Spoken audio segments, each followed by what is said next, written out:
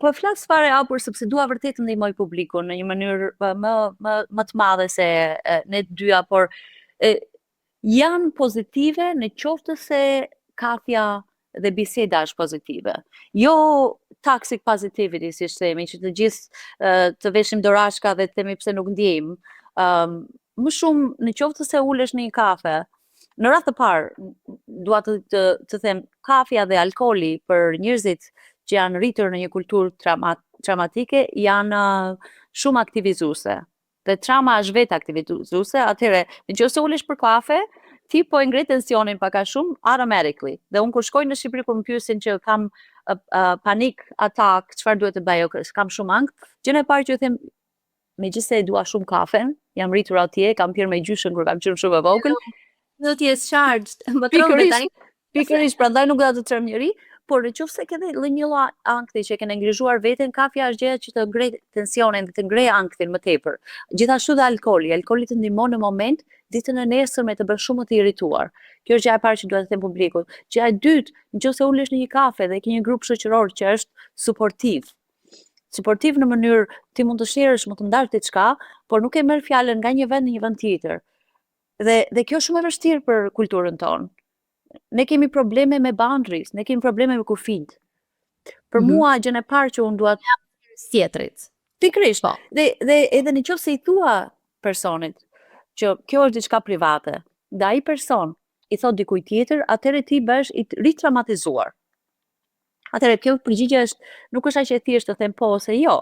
Nëse grupi jot dhe ti ke krijuar diçka që është substantial, që është të ndihesh safe në atë grup, dhe ndjen që ata të suportojnë plotësisht, vazhdoni bisedat, megjithatë unë them një vend privat, hap gjëra më të thella, se ne jemi gati si puna e pusit, si njerëz, të gjithë kemi një thellësi shumë të madhe. Dhe një thellësi shumë të madhe nuk mund ta ndash dot në 1 orë ose 2 orë me një grup shoqëror. Prandaj për mua psikologjia dhe etiqenit të shkosh diku ku është më privat, paguan lek dhe me siguri që të trajton në një mënyrë që nuk do hapet diku tjetër, është shumë e domosdoshme. Por, jo të gjithë mund të shkojnë në terapi. Prandaj kjo është më e rëndësishme të nxjerrësh një grup njerëzish, ashtu e zgjedh edhe këtu, nuk është vetëm në Shqipëri.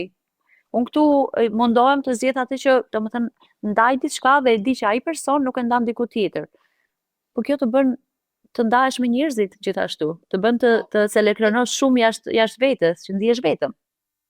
Se meqense po flisim dhe për periudhën e komunizmit dhe besoj që vjen nga ajo kohë që zgjidhe shokun më të mirë se veten, edhe në kuptimin që me kë rrethohesh, ashtu do ta kesh dhe jetën, edhe siç the ti tani orientoje veten drejt njerëzve pozitiv, sepse po të kesh njerëz toksik afër, do të t'japin toksicitet dhe pastaj duhet të merresh me të.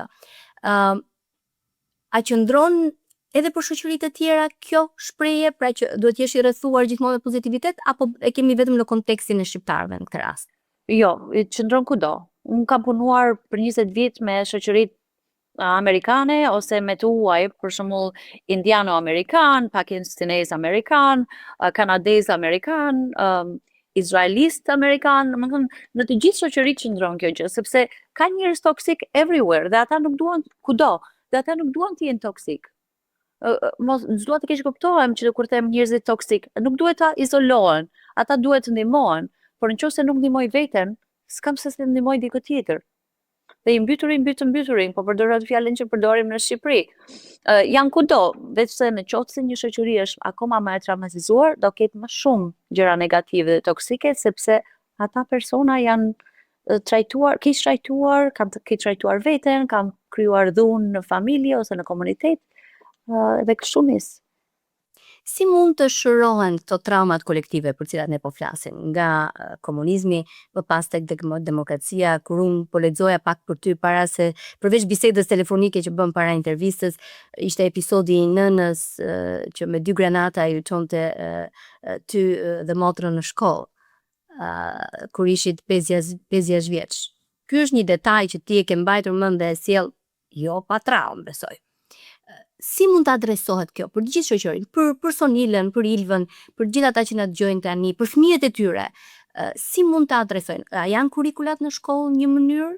A është duhet një lloj fushate ndërgjegjësimi apo disa fushata të pandalshme që ta vetëdijsojnë shoqërinë që ka këtë problem dhe nuk zgjidhet as duke ndënjur me orë të tëra duke qarë hallet me njëri tjetrin, por vetëm duke kërkuar ndihmë të specializuar. Për të parë intervistat e plota të Ilva Tare Talks, sigurohuni të bëni subscribe, abonohuni në kanalin e YouTube dhe qëndroni të përditësuar për episode të reja çdo javë.